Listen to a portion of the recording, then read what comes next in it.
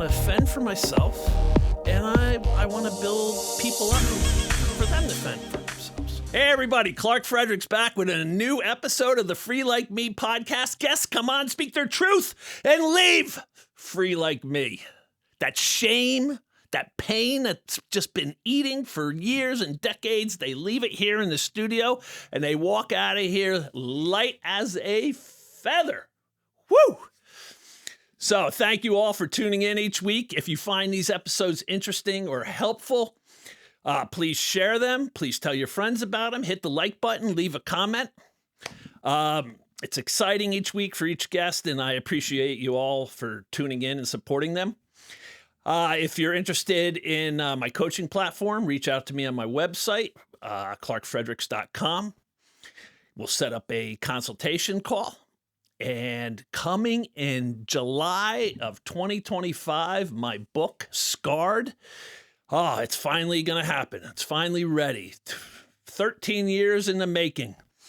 So it's actually up on Amazon right now. You can head over to Amazon, punch in Clark Frederick's Scarred, and you can get your pre-order going. So thank you, everybody. This week we have Jay Kaplan here to share a story of addiction. Now, it is not true that you need addiction to run in your family to become an addict. He did not have that. And yet, in his mid-30s, that magic little pain pill created a monster. So thanks for tuning in. Let's get at it. Mr. Jay Kaplan, thanks for being here. You're welcome. I've known you for a good 30 plus years. Yep. And back in the 90s, I don't know how we hooked up, but we would go golfing a lot with mutual friends. Yes.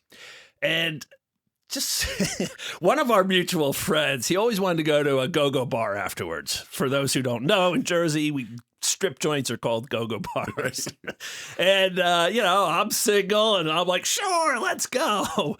And you were always, this good guy, straight-laced. You'd be like, nope. My wife wouldn't appreciate that. Not going to do it. Well, there's a background story to that. Oh, yeah?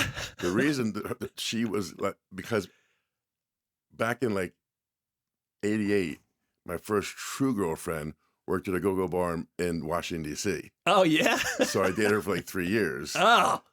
And your wife knew about this prior? And when I moved up to Jersey from Maryland, I guess in 90 or 91, at the very beginning, my old girlfriend would call her, got her mom's phone number out of my phone, I guess, would call her and say nasty things. So she would have had a bad taste about strippers because my old stripper was calling her. So that was set the stage. It was even worse than that.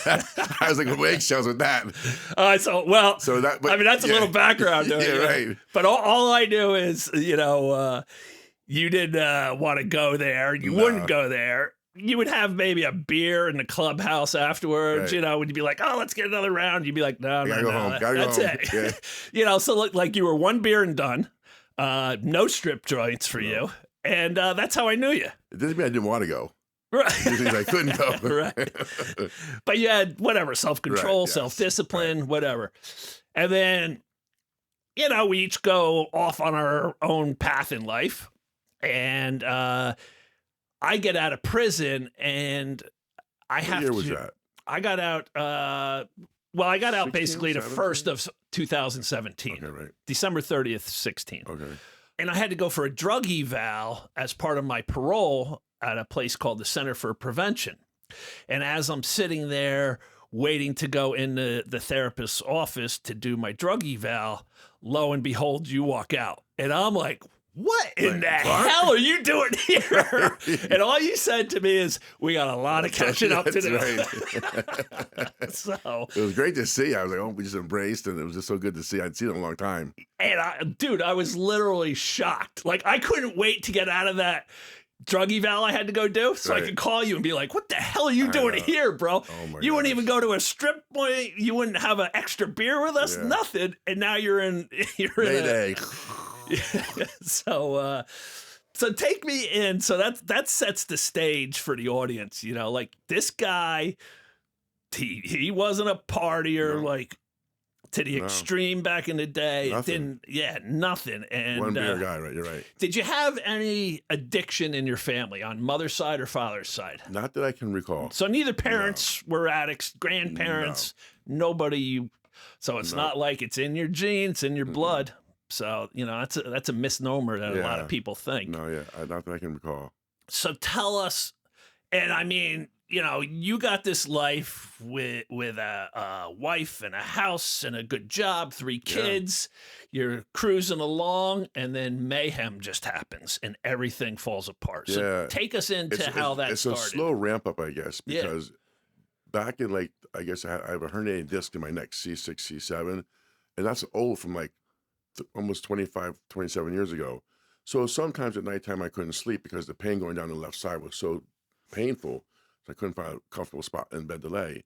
So I'd go to my doctor. He would give me he'd give me Percocets at the time. And I knew zero about any painkillers or anything. He gave me Percocets. And then he'd give me 60, they'd last a year. Right. Because I would take one maybe once a week if I couldn't sleep. There are 5 milligram, 325 Percocets, little round pills. Yeah, nothing. Yeah, right. Nothing, right? So, and it worked. I could get some sleep. And that started in 2001 or 2. Back a long time. My addiction didn't really start till 2007.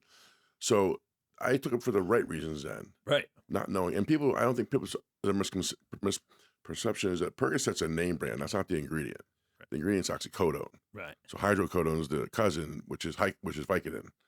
So right. So I took it for the right reasons. And then in 2007, I lost my closest relative to me, so it was very painful mentally for me. My grandfather, my mom's dad. I struggled with that, and then I came back from the funerals in Florida, and I was working a lot of hours. In the auto industry is hard when your management's hard. You're always working long hours. You're only as good as your last month. You were working at a car dealership as a manager? Yep, for almost my entire life. And you're always only as good as your last month. If you have a record month, they want another record month. It's never enough, right? So So it's a very stressful job can be. And then like anything else, I have 3 at the time. I had my oldest one was 7, so I had a 7, 5, and 3-year-old, so 3 young kids. So I think at the time my wife had at that time stopped working. She was a teacher. I think she had stopped working, and just financial responsibility, house chores, marriage, kids, whatever. I just started taking more and more. So a coworker introduced me to Vicodin, and I'm like, maybe I take 1 in the morning. Oh, that makes me feel good. Oh, I feel good. Oh, that's a nice feeling. Oh, no pain, no stress anymore. All my problems went away for a little while, right? Oh, that works good. Let me take another one. And then 2 a day turns into 4 a day. 4 a day turns into 6 a day. And to the point where you go home at night and you get home from work at 8 o'clock or 9 o'clock at night, you take 4 at a time, sit there and watch the football game and drool until 1 o'clock in the morning, right? And it's just your body has an amazing way to build tolerance up to any drug you take, alcohol, anything. So now in this time, is your wife catching on to anything? No idea. No idea. She has no idea what's happening. All right. I don't know what's happening. Yeah. Reality. You're just like, these make me feel better. Right. I don't know either. It just progressively got worse and worse and worse because my addiction lasted until solid 8 years. So it got worse and worse and worse till I was to where I was taking 24/7 pills. I was buying them on the black market because at that time I wasn't working doctors. I didn't know enough about the whole industry at that time. So I was spending a ton of money. Were you doctor shopping Not yet. At one point? I was, yes. So I was at one point. So 2009, I decided, well, I'm spending a ton of money on these pills, black market. I got to find a way to get these more accessibly for me to get them. So, you live and learn, right? And you're an addict. You're very, the whole saying, addicts should run the world because we get what we want, right? We find a way to get our drug, right? Right. So I had a doctor. I had 2 doctors in Jersey, and I had 1 in Pennsylvania. And back in those times, the prescription monitoring program, which monitors when you fill a prescription at pharmacies, was not a national program. It was a state program. So you filled 1 script in New Jersey, 1 in PA, 1 in New York. They didn't know about each other. Uh-huh. So you could do 3 different scripts. And New Jersey, New York, and PA are real tight together. And we're in Northwest New Jersey, so we're all states. So the doctors didn't know. they didn't know what was going on. Any doctors didn't know what was going on. I was filling scripts in 3 states, going to doctors in 2 states, and getting it ramped up to me getting, I was getting at one point a month 400 roxycodones a month, the little blue pills. Those are the 30s? Those are 30 milligrams? So that's like taking 6 Percocets with no acetaminophen. The acetaminophen is the bad for your Stuff liver. that kills your liver. Right. So right. that was the king of the street. So I was... And the Roxys, everybody loved them because you could snort them. Right. It doesn't have the acetaminophen in it, so it's not right. burning your nose That's as right. bad. Yeah. The body has the amazing ability to adjust and build tolerance. So if I took one of those today, I'd be down for the count for a day and a half, just one of those pills. At one point, I was taking 15, 20 a day. So take a Percocet times 6, that's 1 roxycodone, and times that by 15 or 20. Right. To the level of how bad the addiction was. I've made posts about this over the years that, I was taking 12 to 24 pills a day. I'm like water. Yeah, it's just because the same thing. Your Like body Pez. builds and it really got to the point where to get high, I would have to just take so many of them. You're basically just avoiding Withdrawals. Right. Yeah. Did you ever? I thought for sure, back in the day, restless leg syndrome became a thing. I had it. And I thought I must have restless leg syndrome because I can't keep my legs from shaking. I used to have it. The same I do have it. I still have some effects from because I've learned a lot about addiction over the course of my recovery and during addiction. So I still have some restless leg syndrome. And one other thing I have too is your body. So I used to try and teach people. So imagine if you're walking down out of your house one day and there's woods in front of you. So this path is a path of addiction. This path is a path of sobriety. So if you walk down the same path every day, that path wears down. It's the dirt path now. It's an easy path to get up. It's easy to walk down that path because it's wide open, right? This path's overgrown. It's all brush. You can't get down that path. So your brain's bruised. Your brain's trained to go, well, on this path. That's open. It's easy, right? The path of least resistance, right? So when you're in active addiction, it's hard to retrain your brain to go down, to take, the machete out and clear the path for this way, because that's hard work, right? So I try and tell people, for me, what over time worked is that I'm cutting to the chase here, but for me, eventually I had a very life-threatening accident, which was the beginning and end of my drug addiction. Yeah. I'm getting ahead of myself here. Yeah, let's just progress forward through your whole scenario. Right. So then at work, I was on so many narcotics, I was nodding off at work. Okay. And one day I'm nodding off at work and I'm thinking, this is bad. I mean, I can't perform my job properly. I'm not functioning well. So someone gave me an Adderall, maybe 2011 or 10. I'm like, wow, I'm focused. I'm wide awake. I'm taking my pills. This is great, right? So and I did some research, and Adderall is legalized cocaine in some form, in my opinion, right? Ritalin, Adderall, right? So I said, well, I can buy cocaine on the street. Right. So of course now, maybe more dangerous. So then there was a period of time where I was taking 15 to 20 roxycodones a day and 4 or 5 grams of coke a day. So I'm speedballing, having no idea what I'm doing. The heart's going up and down, up and down.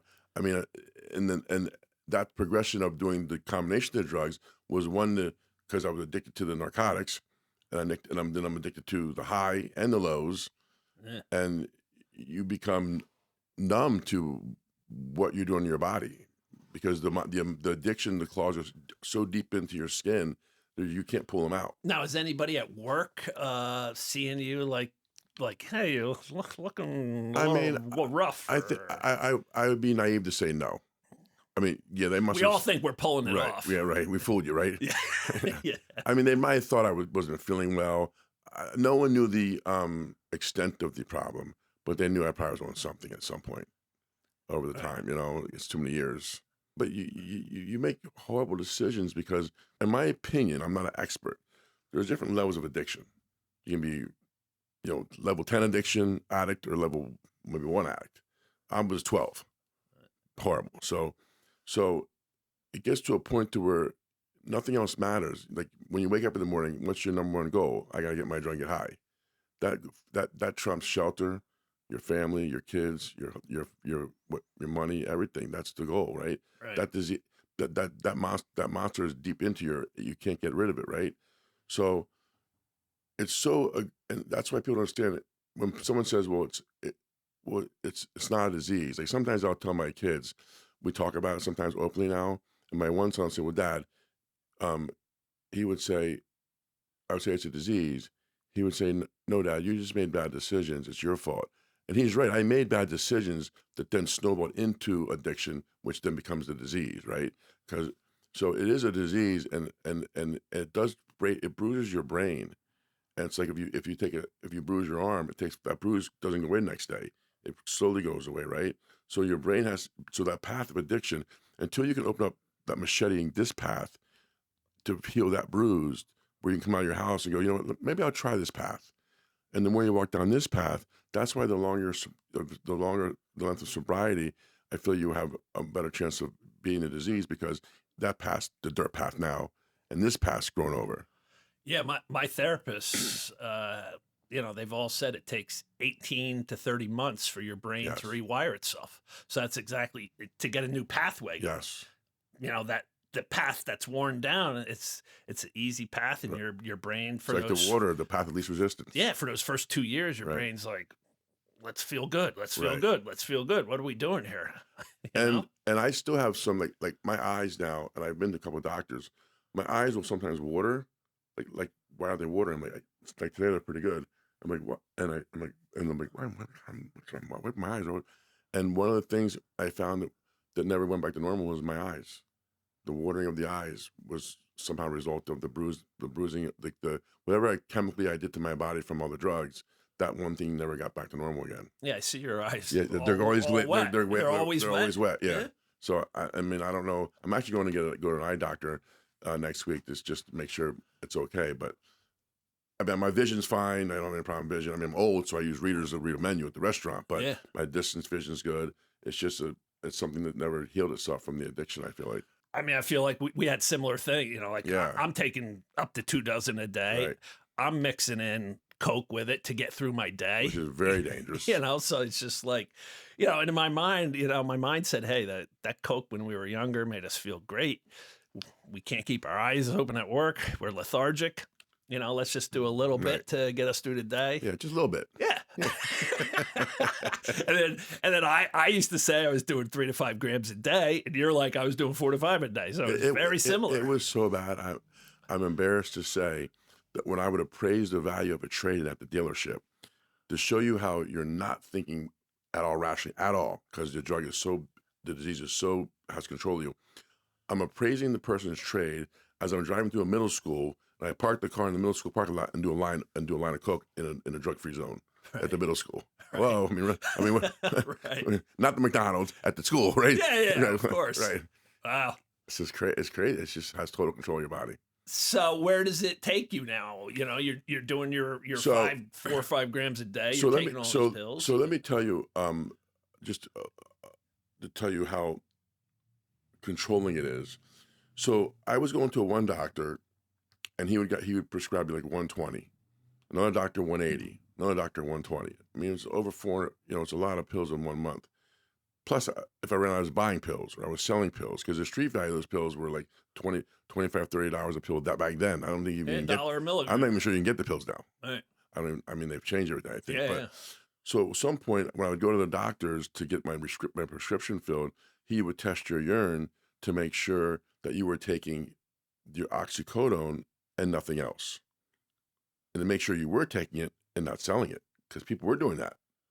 They weren't in pain. They would kick you out of the pain management program if it's not in your system. If 100 pills is worth how much? $2,500. Yeah. Right. So what's 400 pills worth? Right. Yeah. So that's a nice little monthly $10,000 right. cash. Right. Right. So I would take, and I was doing Coke, so I couldn't give my urine because I would pop for Coke. No good, right? So I would go take someone else's urine, put it in a 5-hour energy bottle, little bottles. Shot. I would, on the way to the doctor's office, put it on my windshield defroster, heat it up so it got hot, and I'd be going to work at some point. So I have it in my dress sock, which is a tight sock to keep it by my body. I go into the bathroom, take it out, and I would take maybe like a quarter pill and dust it into the urine. So it would pop for the oxycodone before I got there. So I would go into the office. She'd call my name. I'd go in there, put the bottle in the urine. Here you go. It's 90-some degrees. Perfect, right? So great, Jay. Here's your good. You're good to go. So I would beat the system with not my own urine. Right. And it got so bad that one of my jobs, they would drug test. And the job, of course, at the drug test, I popped for cocaine because it was a random drug test and oxycodone. And they called me in the office, the owner, the whole 9 yards. And I had to say to them, well, I have a prescription for oxycodone, which I do because I was going to doctors. I was legal for the prescription. But the problem is you can't get cocaine legal. Right. That was the problem, right? Uh-huh. So to show you how the influence of the disease is, I convinced the one doctor who I knew, he was such a nice guy, and I took advantage of him. And because online I found, on the internet you find anything, right, to match your agenda. Right. Right. So that says that oxycodone, when mixed with like an antibiotic, like amoxicillin, can pop positive for cocaine. I did find that. Like a poppy seed, eat a bagel with like a poppy seed, right? Bagel, right?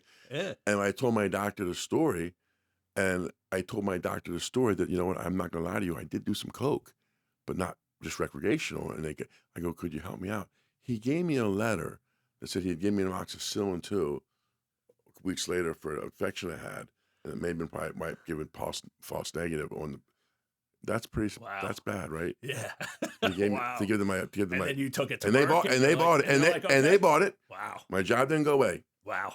And then, but I was afraid. They told me they'd random test me again. And I said, well, that's okay. So I always had in my desk drawer Amoxicillin. a 5-bottle. What do you call it? A little bottle of the drink 500 Energy with the urine with the oxycodone in it. So if they would test me, I said, okay, no problem. Come up, put it in my underwear, go in the bathroom. So I had that ready in case they would test me again. But that's the thinking, the mentality, not to lose the drug. That's the thought, the process of how. So, just so people realize, Yes. you go from this guy I first met, you wouldn't go to a go-go bar, No. you wouldn't have more than one No, I beer, didn't you drink. had to get home to your wife, No, right. and now you're Out of getting control. other people's urine, Doctors, everything. getting doctors on board for your You addiction. name it. It's completely You out of name this it. has taken over your life. It's so out of control that you don't realize how out of control you are. And the whole time, didn't drink, never a drinking problem. When I was young, even in high school, I had a beer or two, that's it. Never had a drinking problem, never smoked marijuana, maybe once every 2 years, nothing, zero, right? Nothing. So, and then that leads into step 2. So then in 2014, I was in a horrible car accident. All right, well, tell us about So it. that kind of was the end of the drug. So Now, you had told me, like, for the first 3 years, your wife had no idea. No idea. So now you're doing not- the coke in the... She knew, and I want to say I came clean in 2010, that I had an addiction problem. So I was clean about it, and I would still hide it from her. She would think I was clean. I wasn't clean. I was never clean. Right. You become a chameleon Yeah. as an addict. I mean, the lies I would tell, the things I'd make up, the places I would go, it's unbelievable. I look back to see what I would do to get my drug. And I've been shot out of Patterson buying drugs. You name it, everything. Really? I didn't at the time because I was getting divorced, because I could not, rightfully so, drive my kids in the car because she knows I'm a drug addict, right? So she wanted... I would have visitation, but I'm fighting it in court, all right? So the kids would visit me on weekends. Now, did the marriage, was the addiction a big part of the end of the marriage? It was the number 100% the part. Yeah. Think about that. I'm willing to lose my house, my cars, my job, my wife, my kids, everything. That's how Just strong. to keep getting high. Just getting high, Yeah. right? That's how powerful that is. So then I would have the kids this is 2014, Christmas Eve 2014. So she would have the kids Christmas Eve and Christmas morning, and I get them Christmas Day traditionally on the holiday. So I had the kids at this one job. We closed early Christmas Eve, and I would have them and then she'd come get him at the house where I was living on Christmas Eve, 1:00, to take him down to Lodi to see her family. 1:00 in the morning? No, in the afternoon.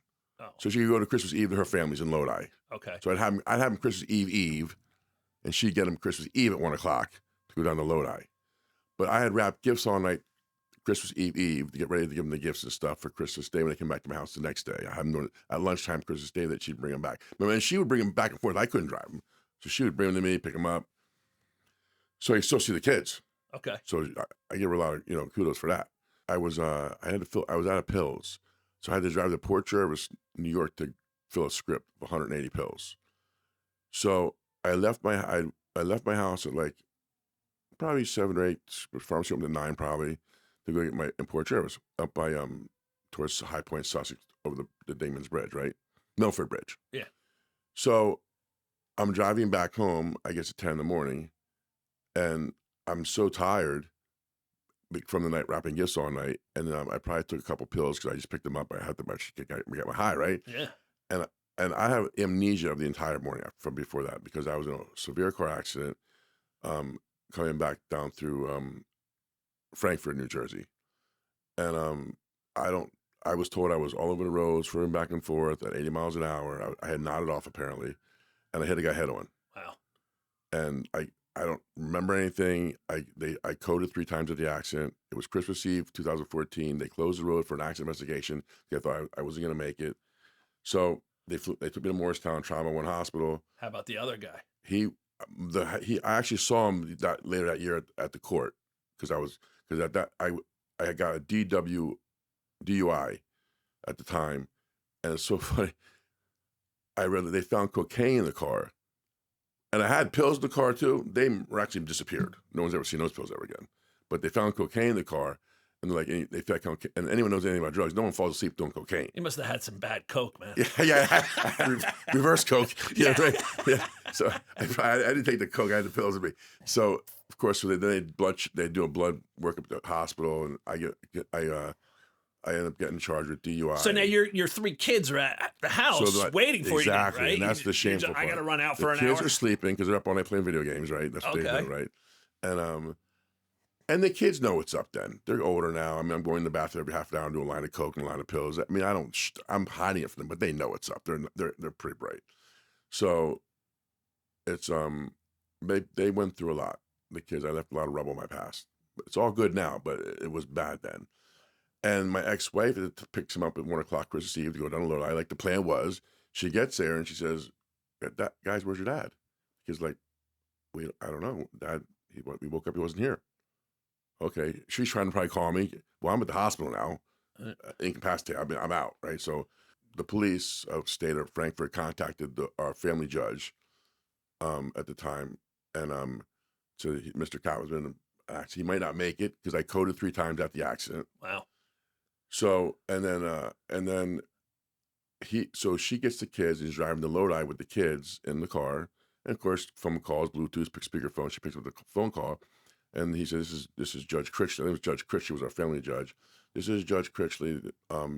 Your ex-husband's been in a very severe car accident, and he might not make it." Of course, the kids can hear this, right? Right. So they're like, and Merry Christmas, everybody. Right, that's right, horrible, right? My jaw was broken, every rib was broken, my sternum was broken, my right knee and thigh, when the car got hit, the floorboard got pushed up into the dash, the right knee and thigh was crushed. I was a mess. The airbags probably saved my life at the time. I hit the guy head on at 80 miles an hour, F-150, and I was in a big car too. He was hurt, but released the same day, I was told, from the hospital. He probably went to Newton. I went to Trauma One, Morristown. And at the time, the seatbelt had grabbed me so hard that up till 3 years ago, I had burn marks on my hips where the seatbelt rashed my hip from the pulling back, right? Wow. So I wake up in the hospital. At the time, I wake up finally. I remember my mom's rubbing my arm going, "Hey, do you know where you are?" I'm like, "Yeah, I'm kind of out of it." So they had to keep me under for like 10 days or whatever because every rib was broken. I was in so much pain that they would try to bring me up, and they put me back down. So I was intubated. All right. So I finally wake up. I have feeding tubes. My mouth's wired shut because my jaw was broken with surgery on my jaw, wired shut. I have a feeding tube up both holes down below. I mean, not feeding tubes, up my Catheter. the back catheter and the poop chute. So pipe there because I can't leave the bed. I got this up here. I got everything intravenous everywhere, and my leg is straight like this. The right leg's in a stabilizer bar screwed into my shin and my thigh bone because I haven't done surgery yet because they couldn't do surgery till I guess the blood cell count was okay to do. So I'm a mess, right? Yeah. And so I was in the hospital in Morristown 6 weeks, I think, 7 weeks. I left in a wheelchair, and I survived, and that wasn't the end of it. I'll never forget the nurse one time saying to me, "It makes sense now because the tube up your butt for you to go to the bathroom never stopped running because obviously narcs constipate you, and diarrhea is the withdrawal of not taking narcs, right? So for a week I was probably just a stream because I was in full. The only good thing is I was in full withdrawals, intubated, so I didn't have any mental pain because I was out, right? Yeah. So that was actually probably a good thing. So I leave the hospital in a wheelchair. I go to for about a month or two to a residence inn where I can get around and get breakfast. Now at this time, because I still wouldn't agree to go to rehab because I'm still sick. No one's talking to me.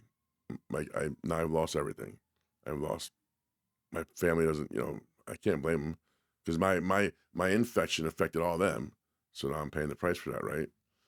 So lost your job. Everything. Yeah. Everything. And the job sent a certified letter to my house because they saw that it was the article in the paper, the Herald, so saying what happened to Jay, and they could see cocaine in the car. So now my lie about I wasn't taking cocaine, it must have been true, right? Because no. cocaine in the car, right? It's not a box of selling. The doctors didn't work anymore, right? That doesn't work anymore, right? Oh boy. Yeah. So then now I'm still in pain though because my knee was operated on. I mean, I'm in a wheelchair. I go to wheelchair. I go to walker to crutches. One day walking, but it wasn't over then. I still tried to get pills. I still a few hours after my account to access to try and get a few pills here and there, sparsely, just to try and get a little high if I could, right? Yeah. And I did. No coke, just pills. And then the court day came up. I had to go to court because we had pleaded guilty to. Now that I'm a felon, third-degree felony, because in New Jersey, if you hurt someone in the process of a DUI or where the victim's hurt, it's not just a DUI. That's called vehicular assault, opposed to vehicular. If he dies, it's vehicular manslaughter. Right. So I got. They wanted to give me 2 years probation. I ended up getting 3 years probation, which was done in. I guess the conviction was August of 15. So that ended in August of 17. And even then, I would try to beat the system, maybe do some coke, learn the half-life of coke, give the urine test at probation, pass the test on the half-life. I was, just thinking the process through, right? And I finally got into an Oxford house. I was homeless for a while. My friend, a very good friend of mine, who's also my employer, a close person to me, he was kind enough to put in a place to live. I had no place to go, and I was working for him at the time. You don't have to give the exact number, but managers in car dealerships usually make a decent six-figure. Well over six. Yeah, so so you go from making well over six figures to homeless. Right. All because of addiction. Right. Yeah. You got nothing, right? Because no one will know. You've lost your family. Kids won't talk to you. People will support you if you make an effort. Right. They don't want to support you. They've tried to support you for long years and years and years, and you still make no effort. They throw their hands up. I don't blame them for that. Now I see that now, but I didn't see it then. The problem that I feel now, again, I'm not an expert, is because the government has shut down. They realized how big a problem was with the narcotics, the lawsuit against the big companies for billions of dollars, the class action suit, which I probably should have got in a class action suit, which I didn't, but. The problem now is all these deaths now, because all these addicts now can't get pills, black market, or because they don't make them, you can't get them anymore. So they turn to heroin. But back in those days, heroin was just heroin. Well, not heroin's laced. Yeah, with fentanyl. So Yeah. so all these deaths are, I feel like the new laws are good, but the laws were not were enforced too strictly too fast.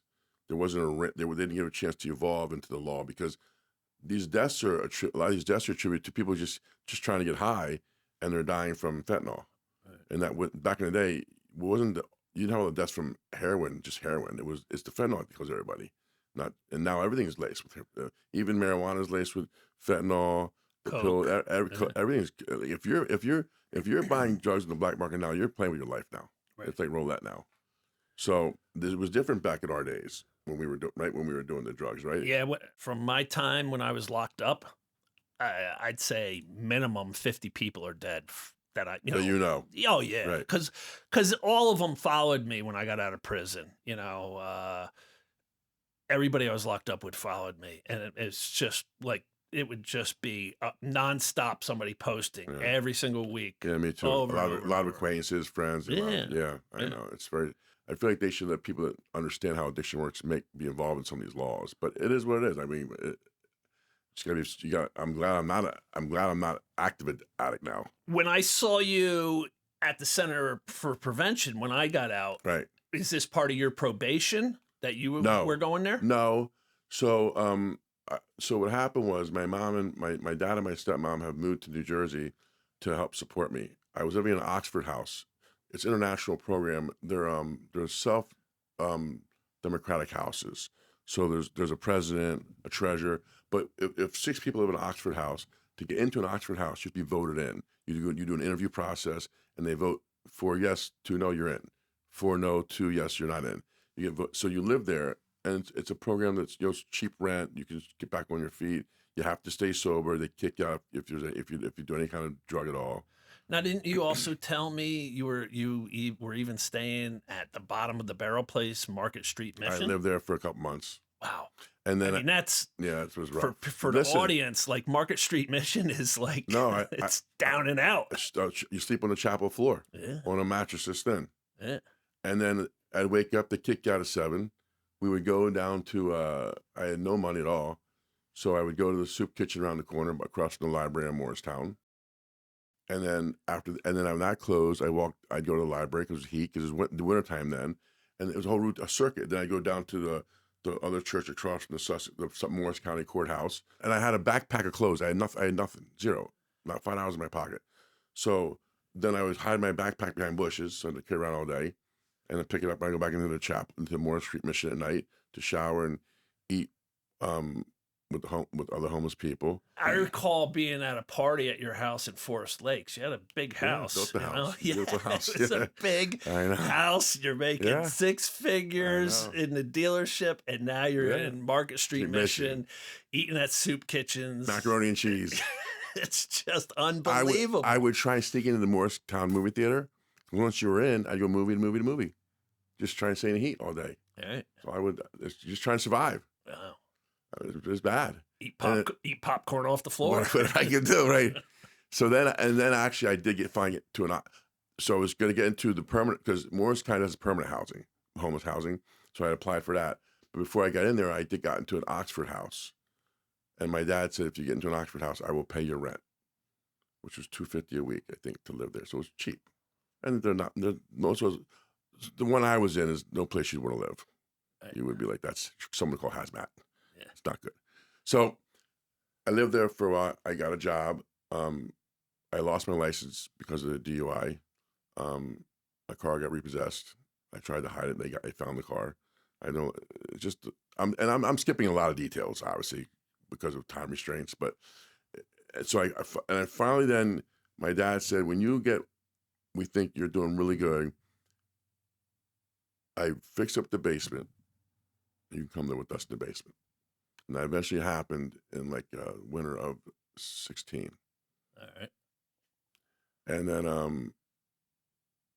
I was selling furniture in the more car business. I was taking a taxi cab was taking me to and back from work, selling furniture, making a living barely. And still going through courts with my ex-wife and, trying to figure out with my alimony and child support and everything. The addicts sort of forget about that. Like Oh, you yeah, were the no. breadwinner. Your wife, you said your Yeah. wife had been a She teacher. did, She she had right. She stopped. yeah, And now like the breadwinner's homeless right. and like your family's just like Yeah. just trying Yeah, to at some scrape by. they to at some point survive. had to move out of the house and move in their mom's house because they couldn't afford to live in the house. Yeah. So, and the kids are are age and they're very that's a tough age for kids. You know, they're because that was 2000, that was 10 years ago. So they were 14, 12, and 10 kids then. Right. Okay, so now I'm working full time. I'm not. I'm in recovery. I was going to the center where I saw you. My parents were so appreciative of the center help that they actually donated a lot of money to open IOP there, and that's why I saw Rachel, because she was one of the. I guess she didn't see too many people, but I guess she saw you too, because Yeah. I guess special cases Yeah. for special spectrum people. Right. We're both Yeah, special. right. Special, right? Yeah. Everything was going great. I mean, I was working full time. And I remember, I want to start dating again, and I had my therapist set up my Match.com profile. That was funny. I remember she goes, "Oh yeah, what color is your hair?" I go, "Mostly brown." She goes, "No, mostly salt." Okay, thanks. So we did that, and I met a woman, and she liked to drink wine and everything. So I remember having a glass of wine or a beer in like fall of 17. And I would tell my therapist, she's like, "Jay, not a good idea." Let them think, "Oh, I never had a problem with alcohol. That's different than drugs." No, it's not. Right. It's not. But you don't know that. You Yeah. think you know more than the devil, right? Yeah. But you don't. Right. So of course that turned into like 6 years of excessive drinking, from never drinking From never. to going to drinking 365, 85 hours a day at the liquor store. How much booze? Drinking what? Scotch, lip vodka, Straight? wine, straight. Oh yeah, straight, easy straight, like water. And Now I want you to walk into a liquor store and buy 85 hours worth of booze every day. every day. Right. That's a lot of booze. Yeah. Didn't miss one day, of course, because I'm an addict. I don't go 5 miles an hour. I go 110. Yeah, I mean, So- you can get a bottle of vodka for 25, 30 Yeah, bucks. I was buying cheap scotch. So you're drinking 20 a shooters. couple 20 shooter, A day. the little airplane bottles. with the big bottle of vodka, with the scotch, everything, you name it. I can mix everything. Right. Wow. And this is just audience. no- Remember, but this no- is from a guy But who no would have drugs. one. But no drugs. But I'm clean. I'm clean from drugs, right? Right. So that turned into a very severe alcohol. So now I'm an addict, alcoholic. An alcoholic is an addict, obviously. Yeah. So I'm an alcoholic now. So I'm in so many details. I don't want to waste everyone's time. I mean, I lost my fiance over it, whole 9 yards. You know, I mean, so because again, people are affected by your decisions, what you do, right? So then last year, I met another woman who's an amazing woman I have with now. So last year, I was drinking. I stopped drinking most of the way. I would dabble a little bit, but not like I'd stop. But I had done the damage. I had gotten up to about 285. 285 5 pounds. Wow. And I was always lifting weights, but back in the day, I'd do a line of coke with weights. You know, but so it wasn't just that was an addiction too, but not like the drugs, right? So, but I'd had pancreatitis, which I don't know if anyone knows what that is. Pancreatitis is when you're damaging your pancreas from alcohol. It's like having so typically when your liver is damaged over long-term drinking. Typically, not, you know, mine wasn't long-term drinking. Like I'm talking 30, 40 years of drinking. Mine was hard and heavy for 5, 6 years. It destroyed my pancreas. For the last couple of years, like in 2013, 14, I was always bloated. I felt bloated. I'm like, oh, I'm all bloated. My diet. No, it's the alcohol. My organs are swollen. Everything's bloated from pancreatitis. So last fall, it got so severe that I was very, very sick. I took myself to Morristown Hospital, and they admitted me right away. I was in the hospital for over a couple of weeks because I had pancreatitis. and there's different levels of pancreatitis. How severe your pancreatitis can be, right? So and when you have pancreatitis, you can't eat or drink. They won't even eat ice chips, nothing, because anything you eat or drink goes to your pancreas. Your pancreas has to settle down, otherwise you can't survive. So they admit me. It's all from the alcohol now. I mean, it's from the doctor says, he goes, you have pancreatitis. Do you drink? I go, I don't drink that much anymore. But he goes, it's from the alcohol. I mean, I know it's the alcohol, right? So they admit me to a room. I'm there for about 4 days, and then they move me to ICU. I go, why are we moving to ICU? We're going to watch you closer. Okay. So in the ICU. Now, you had checked yourself in, you said? Mm-hmm. What made you, like, what symptoms were you having? Just pain down in your stomach? Unbelievable pain. You can't believe the pain. Horrible pain. Right here. You're just, I'm like, it's on fire. You look like a giant, I'm like, this giant belly. Huge. Had a huge I have a picture of that. It's unbelievable. I mean, I saw you, a couple times, and your head was like, I just know, I said to you when we came in, like, your head was huge. And I'm like, you can tell you've lost a lot of weight. You're down over 50 pounds right now. Yeah. So you were huge, bro. 6 foot 285, like, look like Shrek. Yeah. Seriously, right? Man. So then I'm in ICU. And I remember, like, when we got to when I saw you at the therapist's office that day, and then I wasn't drinking then. We got together. Yeah, no. We go see movies. We'd see movies. We'd have lunch. Bro night, right? Yeah, right. And then I remember you telling me, like, yeah, don't you ever just want to go out and have a beer? And I'm like, yeah, I go, but where would that beer lead me? Right. And you're like, yeah, I've never had a drink. I'm trying to walk down this path now. And I even said to you, like, yeah, you better be careful with that. And you did. You did. You better be careful. Like, I got this. No problem. Right. No problem. Right. That's right. The mind of the addict. Not me. But you live and learn. Now I know. Yeah. Now I know. Now I really know. It's anything else. Whatever you do, whether you for your work, you learn from experience, right? That's how you learn, right?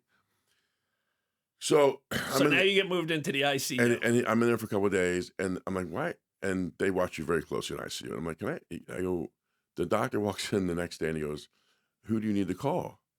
I go, well, he goes, you're not going to make it. I'm like, what? He goes, yeah, everything's shutting down. They're doing blood work every 2 hours. They did watch it very closely. Because pancreas does kill people. Pancreatitis does kill people. Right. So about 250,000 people get it a year. I don't know how many people die from it, but it is fatal. So I'm like, what? He goes, yeah, you're not going to make this. Every organ shutting down. All of them. The blood work shows us the top. I'm like, so I'm like distraught. I'm in shock. Call my kids and tell them I put these kids through so much already, right? How can I tell them their dad's dying now, right? Something. I guess I'm good guardian angels, I guess. So the accident didn't kill me. I never OD'd. The drugs didn't kill me. The alcohol didn't kill me. Pancreatitis didn't kill me. So he came in 2 days later and said, somehow the blood work's turning around. You might make this, he said. Wow. So they put me down to a regular room out of ICU.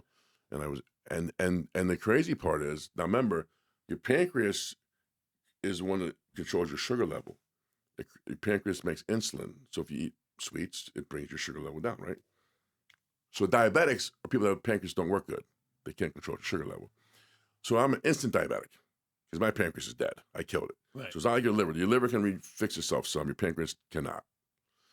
So, but they check my A1C, and your A1C is a 90-day window of your sugar. I was only in the hospital for a couple of weeks at the time. So my A1C wasn't really accurate. So they sent me home. I had lost 40 pounds in 4 weeks. I left the hospital. So I get home, and I'm constantly thirsty. Something's off, this and that. And one day I'm walking, I'm at my job, and I'm walking across the showroom like an in alignment, walking just sideways. And I'm slurring my words. And my boss owner says, Jay, get in my car right now. We go to Hackettstown Hospital. They check my sugar level. It was like 730 sugar, which is can be very. I'm a diabetic, but the hospital didn't catch it because A1C wasn't accurate, and they should have caught it because if your pancreas doesn't work, you're not making insulin anymore, right? But I don't. They gave me good. I got good care there though. So now I'm a diabetic, type 2 diabetic, because of my body doesn't make my pancreas maybe works at 20%. So instead of 100 men making insulin, I have 20 men making insulin. They get tired. So now I take insulin daily.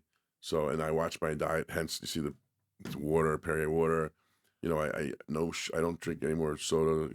I don't drink. I'm careful with what I eat. I mean, I cheat, but my diet's very strict now because I don't want to take too much insulin. So I try and regulate my diet with my sugar with diet. And I'm actually struggling right now with my sugar a little bit.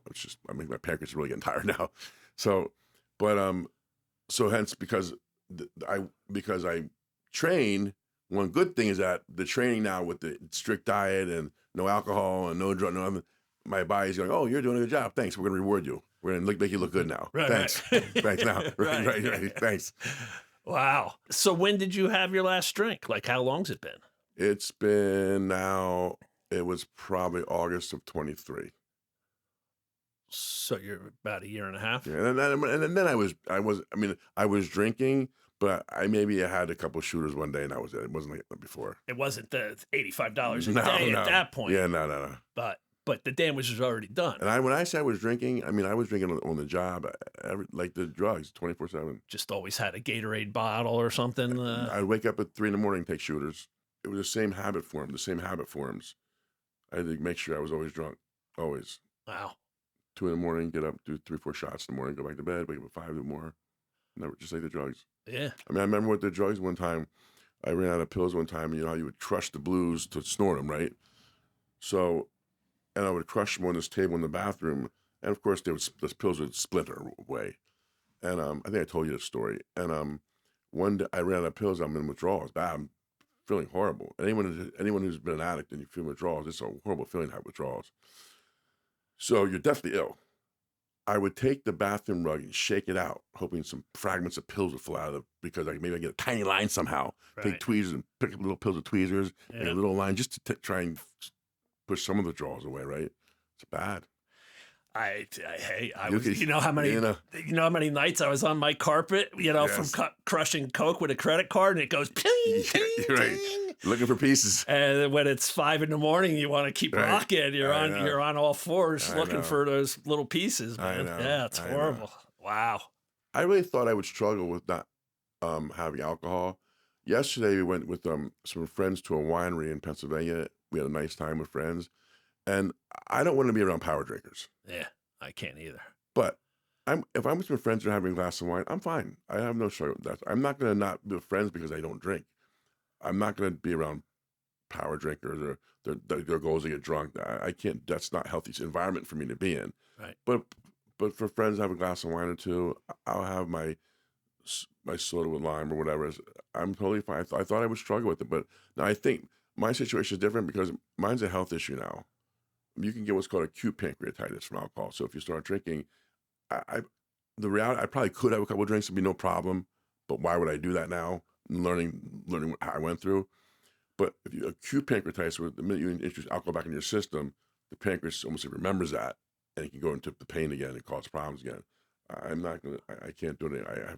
I finally realized. It took a long time for me to realize. Okay, Jay, you're always gonna be an addict. You need to focus on healthy addiction things and not bad addiction things. And that's what I try and do now. So what keeps you on a good path? Schedule. Repetition. So every day I take the same vitamins at the same time. Every week I go to the gym at the same time, different days. I need to be on a schedule. The schedule keeps me on the good path.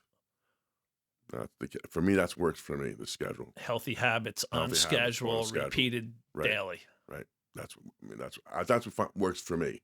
Right. I still try to have fun and I don't go out that much. But I'll go to restaurants or we'll go bowling, whatever, something fun. But so I do things like that. But the schedule of if I missed the gym 2 days in a row, it's a mental thing now. If you get right. Absolutely. So it's a schedule that keeps you on the path of sobriety now. And I feel great. I feel strong. I feel really, I feel healthier and better than I felt now than I felt in 20 years, since the mid 2005, 6, 7. I was on the phone last night with one of my coaching clients, and I was telling him about, he asked me, "Oh, what's your podcast going to be this Yeah. week?" And I told him and he struggled with addiction. And I told him your story, and I'm like, the guy says the thing that keeps him on a path is his new habits repeated daily. Yes. And like, that's what I set up for this guy. Like, Yeah. new habits repeated daily. And 'Cause if you're on a schedule and you have the discipline to stay on a schedule, it's hard to deviate off that path. right. So Yeah. that's what works for me, right? Right. But one thing that I learned over the years of addiction is that I'm an addict. I've always been an addict. I'm recovered from alcohol and drugs, but I'm a flat out addict. That's never going to change. So I know that. So I know whatever I'm doing in life, remember, Jay, you're an addict. So keep that in mind with whatever you do. So I still do things that I shouldn't do because I still have addict behavior, but they're not detrimental to my health at this point. And secrecy is hand in hand with being an addict. And you came on today to not have secrets anymore. Right. I have no secrets. To put it out there. Right. Yeah. I'm not ashamed of it. No, I'm it's not ashamed. I mean, it could happen to it's my past. There's no, I became an addict late in life. Nobody wakes up one morning and goes, I have a great idea. I'm going to lose my house, lose my cars, lose my kids, lose my job. Where do I sign? No one does that, right? Right. Yeah. So it can happen to anyone. And that's why even, and that's why they realize now, I think they knew then too, these doctors, if they prescribe you pain pills, they give you 10 now. Because they know a bottle of 30 with one refill, you can be hooked like this with those pills. Right. That's a powerful thing. That was it for me. Yeah. I got 30 Vicodins, and I just was like, wow, That's where a the great- hell have you been all my life? Right. Like, I'm 17 I'm in Wonderland, again. right. Yeah, I'm working around I know, like a maniac I know. working. I know. And I was like, Doc, It's the truth. those were great. I need know. more. And he's like, you're done already? I'm like, yeah. He goes, I'll give you 10 more. That's it. I'm like, and it's just not acceptable. Let me tell you for how me. bad it is. There was one time I stole, a doctor gave me a note when the bag was a script pad. He took the script off, turned it over, and wrote a little note, 2 words or something. I took the prescription and wrote I went on the internet and found out how they write the scripts out. And I wrote in my prescription and signed his name. And ShopRite filled it. They filled it, huh? Yeah. That's bad. Yeah. I was dating a girl back in the day of using pills, and there was a doctor in Pennsylvania who like just didn't care, and we would get jars of 500, like 500, and he even said to her one time, he's like, you want a couple bottles of liquid oxycodone? And she called me and she's like, hey, he says we can, get bottles of the liquor. I go, I'm like, no.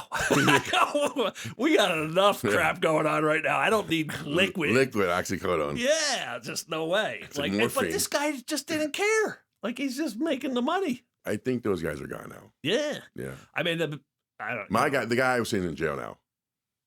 The one guy I was seeing. I know for a fact. Everybody, I want to say like Greenberg was He was a big one. everybody I was remember going the to name, him yeah. back in the day. This guy was named He was got Dr. busted. Lee in PA. Yeah. And Dingman's Ferry. I think Yeah. he's in jail. I don't know for sure. Right. So I heard someone he was a client he was seeing broke into a pharmacy and shot someone looking to get a pill. It's just that's what we do. Right. And I'm not gonna lie about it. Do I would like that I would drink a pill now? Yeah. I'd be lying. No, I would never do that. I would never feel like that again, ever. No, but I can't. Right. I have to have the discipline not to do it. Right. And I do. I found enough strength to have the discipline not to do it. But it's just, it is what it is. I mean, you're not going to, I can't. The addiction, like I gamble, I sport gamble, but I give myself an allowance now. So I said, okay, Jay, here's $150 this week for gambling on football. If you lose it, you're done for the week. I try to control it, not before it was out of control. So at least I feel like That's still the addict in still you. an addict in me, Yeah. right? Right. Yeah, I can't. So it's what I am. I mean, like, it's not going to change. I can't imagine.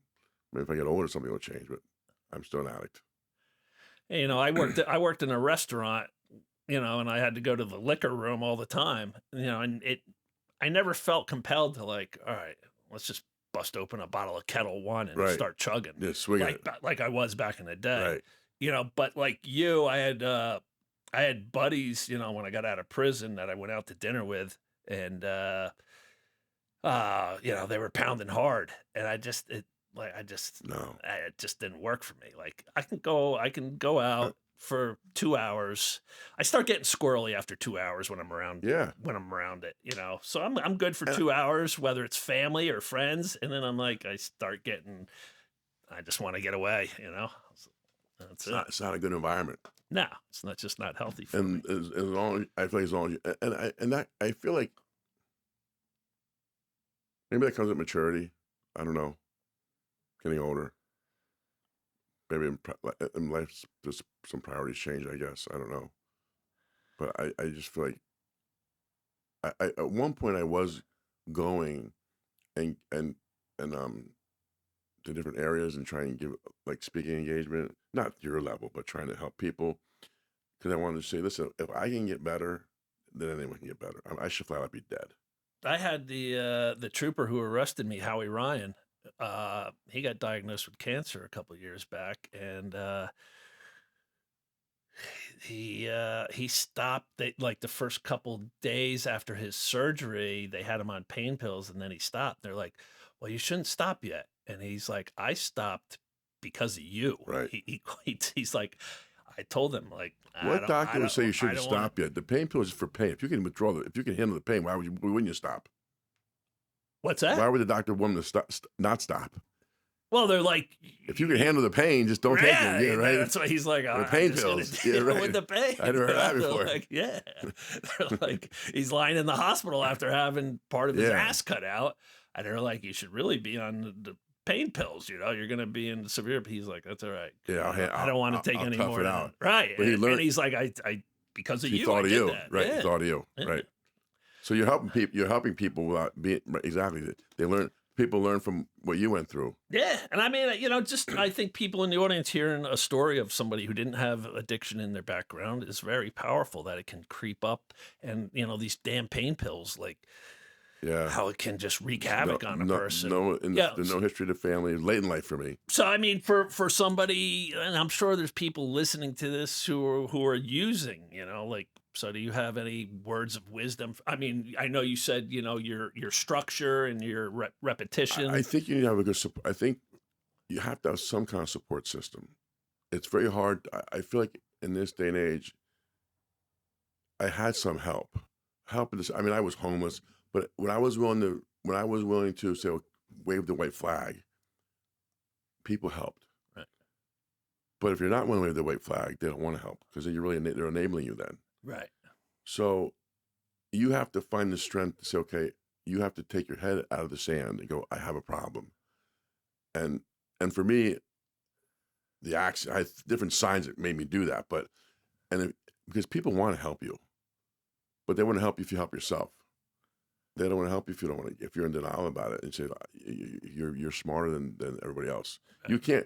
You can't be smarter than me about addiction. I'm flat out stone cold addict at 110 miles an hour. Right. So you can lie to me if you want to, but you can't. I know you're lying. Right. So you have to say, I want the help, and then people will help you. They really will help you. There's programs out there that help people, but you got to want the help. So now, are your kids back in your life? Yeah. So I should write a book. So my kids. So at one point the kids wouldn't speak to me, and so it was a long years and years and years. But again, the schedule, the discipline. I still, when I was getting healthy and I was in recovery, I would text the kids, all of them, hey guys, I love you, I miss you. Keep it short and simple. Every couple of days, I didn't expect a response back. Slim, I was thinking about them every day, every 2 days. That discipline of doing that, and finally they started to come around slowly and slowly and slowly. Listen, I don't know that I ever will have 100% trust, or do I ever deserve 100% trust? Right. But at this point, I'll take 95. Yeah. I mean, that's still an A, right? Yeah. Hey, man, thanks for being here. Oh, my God. Crazy story. I'm glad you're still with us. I know. All right. Appreciate you. You got it. Wow, everybody. There you have it. Addiction can take hold at any time with any person, and secrets kill. And be transparent, ask for help, and there's no need to go through life, struggling. See you next week. Peace.